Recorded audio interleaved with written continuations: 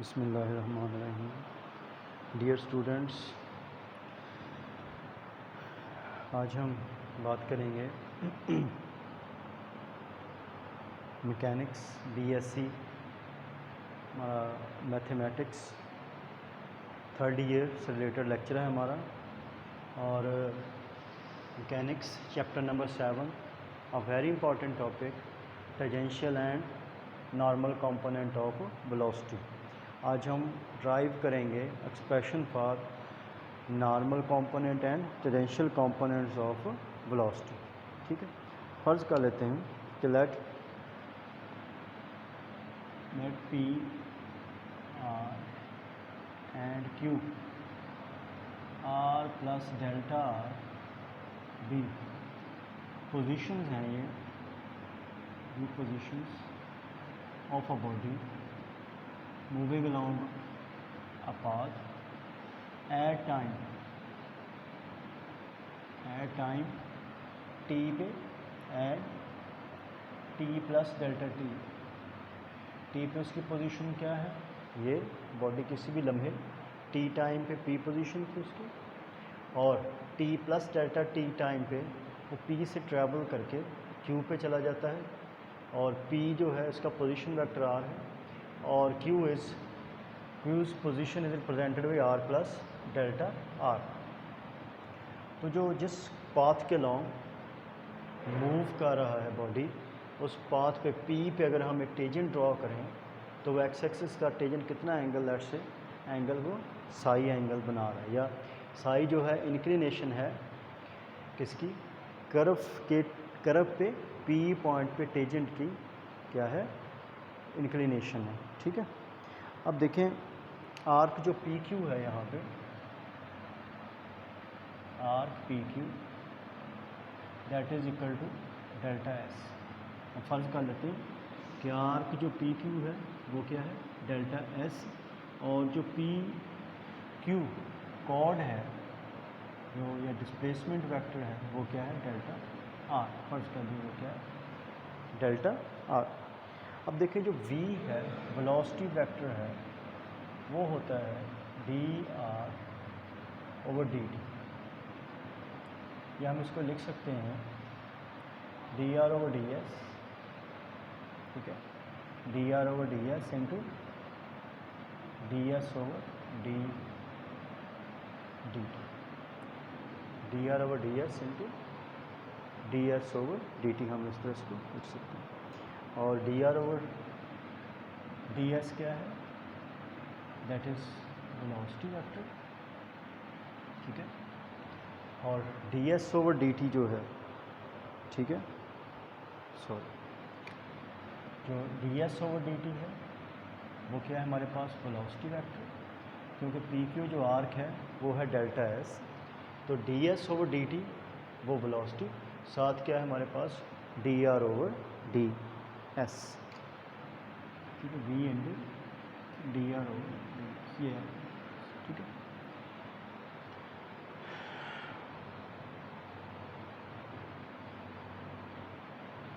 ठीक है, अब देखें यहाँ पे वेलोसिटी वेक्टर और D R over D S. अब हम D R over D S की वैल्यू अगर हम फाइंड करें कि D R over D S, इसकी जो मैग्नीट्यूड है इसको हम लिख सकते हैं limit delta S approaches to zero delta R over delta S, इस फॉर्म में हम इसको लिख सकते हैं। डी आर और डी एस की मैग्नीट्यूड को क्या लिख सकते हैं, delta R over delta S approaches to क्या है, ज़ीरो।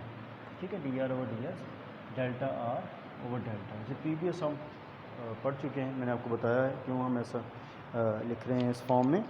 अब देखें डेल्टा आर जो मैग्नीट्यूड है ये पी क्यू कॉर्ड है, डेल्टा एस जो है ये पी क्यू आर्क लेंथ है। ठीक है, तो हम लिख सकते हैं limit delta S approaches to zero कब होगा, जब पी अप्रोचेस टू क्यू, या जब पी बल्कि मूव किस तरफ कर रहे हैं हम, P से Q, जब Q जो है वो P के बहुत ही करीब हो, यानी Q अप्रोचेस टू क्या हो P, ठीक है। तो delta R over delta S, और डेल्टा R क्या है, ये PQ कॉर्ड है, इसकी मैग्नीट्यूड, और डेल्टा S क्या है, ये PQ आर्क लेंथ, ये क्या है PQ arc length, that is, और ये किसके बराबर होगा, that is equal to 1, Q1 के बराबर होगा। देखें जो डेल्टा R है वो है PQ, जो है वो क्या है डेल्टा R, वो क्या है R plus delta R minus क्या है R, PQ is equal to ये, ठीक है। अब देखें delta R that is equal to क्या है, delta R equal to delta R when delta S approaches to zero. जब delta S approaches to zero होगा तो P और Q एक दूसरे के बहुत ही करीब होंगे, ठीक है। When P and Q are very close, जब एक दूसरे के बहुत ही करीब होंगे, तो आपको पता है कि जो कॉर्ड PQ है, ठीक है, इसकी जो मैग्नीट्यूड है approximately is equal to PQ जो आर्क लेंथ है इसके क्या होगी, तकरीबन बराबर होगी। क्योंकि दोनों बराबर होगी इसलिए ये हमारे पास क्या आ जाएगा, ये हमारे पास क्या आ जाएगा 1 आ जाएगा इस फॉर्म में। जब Q is very close to P then arc length PQ arc length, और PQ जो कॉर्ड है इनकी वैल्यू तकरीबन क्या होगी, सेम होगी, इसलिए दोनों की रेशो जो है when delta S approaches to zero होगा वो हमारे पास क्या आ जाएगी 1 के बराबर आ जाएगी, ठीक है। अब देखें अब DR ओवर DS जो है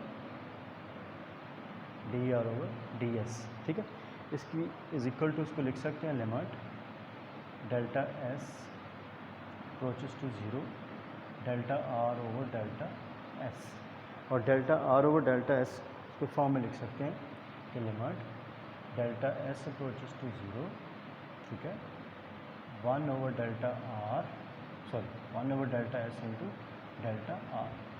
अब देखिए जो यहाँ पे DR ओवर DS की जो डायरेक्शन होगी वो क्या होगी, along the DR over DS की क्या डायरेक्शन होगी, अलॉन्ग दी टेजेंट। वो कौन सी डायरेक्शन है, डेल्टा R की डायरेक्शन। डेल्टा R की डायरेक्शन क्या है, along the tangent at P के अलॉन्ग दी टेजेंट है D किसकी direction. So direction of DR over DS की जो डायरेक्शन होगी is along the tangent at P point पे जो टेजेंट है इसके अलॉन्ग होगी, ठीक है, एट P।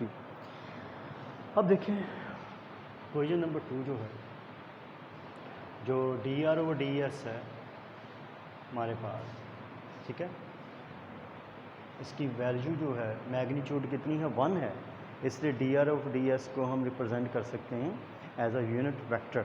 और यूनिट वेक्टर्स की डायरेक्शन क्या है, क्योंकि इसकी डायरेक्शन अलॉन्ग दी टेजेंट है इसलिए हम टेजेंट यूनिट वेक्टर से इसको रिप्रेजेंट कर सकते हैं, ठीक है। इस क्वेश्चन से देखें ज़रा, इस रिलेशन से, क्योंकि DR ओवर DS की मैग्नीट्यूड 1 है और इसकी डायरेक्शन क्या है, अलॉन्ग दी टेजेंट है, इसलिए हम इसको रिप्रेजेंट कर सकते हैं as a unit tangent vector, यानी तो DR ओवर DS को हम रिप्रेजेंट कर सकते हैं as a unit tangent vector.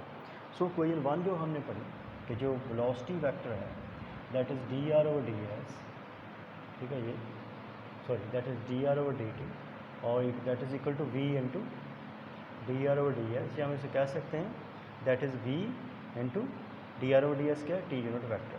या इसको इस तरह भी लिख सकते हैं, ये वेलोसिटी है that is V T unit vector plus 0 N normal unit vector, क्योंकि नॉर्मल के अलॉन्ग मैग्नीट्यूड कुछ नहीं है इसलिए ये हमने अपने पास से 0 N यूनिट वेक्टर को रिप्रेजेंट किया। कैसे, अब देखें दो डायरेक्शंस आ गई यहाँ पे। N यूनिट वेक्टर क्या है, नॉर्मल वेक्टर है एट P पे in the sense of increasing C। N unit vector क्या है, is normal to T unit vector के क्या है, नॉर्मल है एट T पॉइंट पे, इसकी डायरेक्शन क्या है, नॉर्मल है। कैसे देखें ज़रा,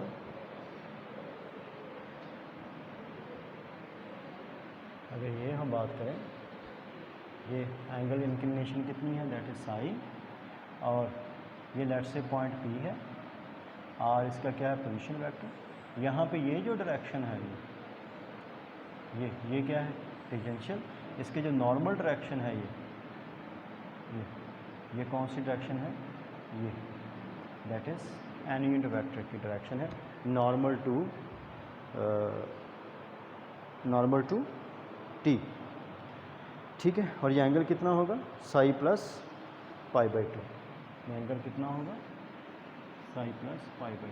क्यों, ये एंगल साई है, साई में और π/2 ऐड कर देंगे तो ये आपके पास normal to the T unit vector. जैसे इस तरह रिप्रेजेंट करें, ये अगर टी यूनिट वेक्टर होगा तो ये क्या होगा हमारे पास, एन यूनिट वेक्टर। ये टेंजेंशियल डायरेक्शन है, ये नॉर्मल डायरेक्शन है ऑफ द वेलोसिटी। तो वेलोसिटी के दो कंपोनेंट्स होंगे, ये टेंजेंशियल डायरेक्शन, ये होगी नॉर्मल डायरेक्शंस, ठीक है।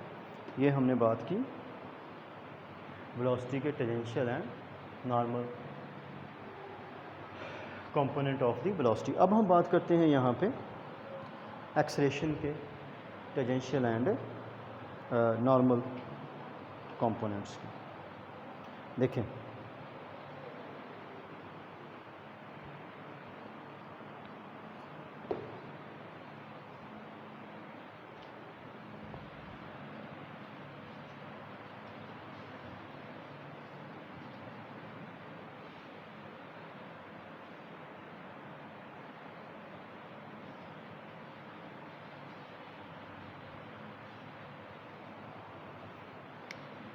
नॉर्मल कंपोनेंट ऑफ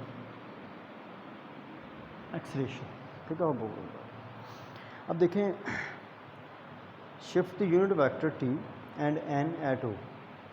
अगर हम शिफ्ट करें टी यूनिट वेक्टर को, let's say this point is O P and N unit vector को, ठीक है।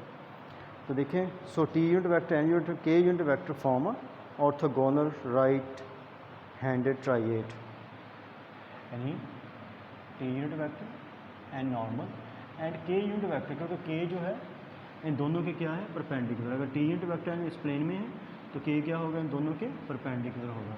क्या बनाते हैं, make right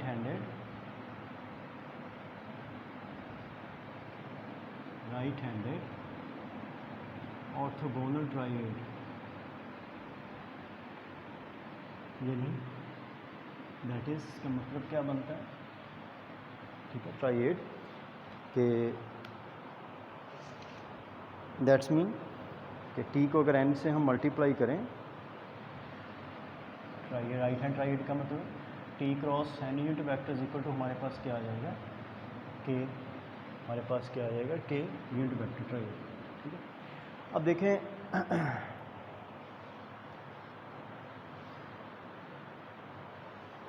for different position of P during its motion, the axis of T और N दोनों क्या करेंगे, रोटेट करेंगे। कि जब बॉडी जो है वो मूव कर रहा है लॉन्ग, तो T और N यूनिट वेक्टर दोनों क्या करेंगे, रोटेट करेंगे। मसलन जब बॉडी यहाँ होगा तो T यहाँ पे है, जब बॉडी यहाँ आ जाएगा T इस तरह क्या करता है, क्योंकि बॉडी यहाँ आ जाएगा T, तो साथ ही N भी क्या करेगा, रोटेट करेगा। इस तरह T और N इस प्लेन में क्या करेंगे, रोटेट करेंगे, ठीक है। जब ये रोटेट करेंगे तो in the form of a rigid body, एक रिजिड बॉडी की तरह, जिस तरह एक रिजिड बॉडी है वो रोटेट करेंगे, तो इसकी एंगुलर वेलोसिटी होगी, और एंगुलर वेलोसिटी की डायरेक्शन क्या होगी, perpendicular to the plane axis of rotation, यानी इसके क्या होगी, परपेंडिकुलर होगी इसके, ठीक है। तो इसका मतलब ये होगा कि एंगुलर वेलोसिटी की डायरेक्शन लॉन्ग जी एक्सिस होगी। तो अगर ये रोटेट कर रहे हैं तो जो मेगा होगा एंगुलर वेलोसिटी है, ये क्या होगा, D psi over D T, साथ क्या आएगा, के यूनिट वेक्टर, ठीक है, d psi over D T, क्योंकि साई ये साई एंगल बना रहा है, ठीक है, ये, और d psi over D t क्या होगा, जब ये रोटेट करेंगे, ठीक है, ये जिस रेट से रोटेट करेंगे विद टाइम, एंगल साई क्या है आपको पता है, इंक्लिनेशन है विद पॉजिटिव एक्स एक्सिस, इसलिए D psi over D t क्या होगा, वो ओमेगा होगा, ठीक है, ये होगी rotation.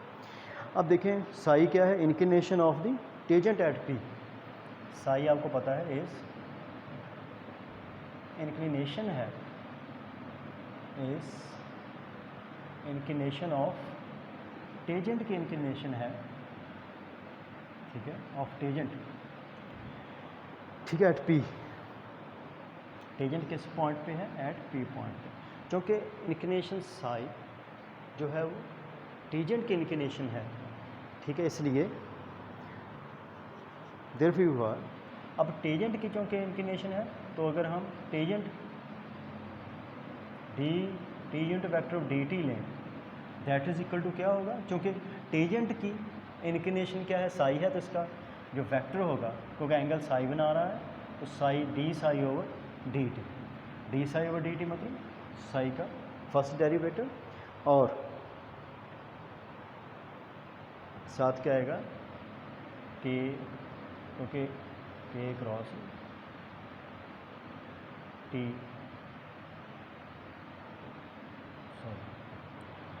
Sai D T unit vector क्या होगा? साई, क्योंकि साई क्या है? इंक्लिनेशन है टेजेंट वेक्टर की, ठीक है, तो Sai D psi over D T, और साथ हमारे पास क्या आएगा के टी यूनिट वेक्टर के क्रॉस, तो डायरेक्शन इसकी क्या होगी? के क्रॉस टी यूनिट वेक्टर की, ठीक है। ये अब देखें के क्रॉस टी क्या है, अभी हमने पता राइट हैंड ट्राइहेड बना रहा है, तो के क्रॉस टी क्या होगा? एन यूनिट वेक्टर होगा, ठीक है, और साई जो है फर्स्ट डेरिवेटिव साई का एन यूनिट, इसे हम क्या लिख सकते हैं? D psi over D S, D psi over D S, साथ D S over D T, साथ क्या आ जाएगा? एन यूनिट वेक्टर, हम इसको इस तरह लिख सकते हैं D psi over D s into d s. और आपको पता है d psi over D s होता है d psi over D s v over rho, ठीक है, d S over D T, साथ हमारे पास क्या आ जाएगा? एन यूनिट वेक्टर, ठीक है। और वे रो क्या है? D S over Sai is radius of curvature, ठीक है, इसको हम क्या कहते हैं? वी ओवर रो से कहते हैं radius of curvature, D psi over D S. Rho D psi over D S is radius of curvature at P, radius of curvature at P.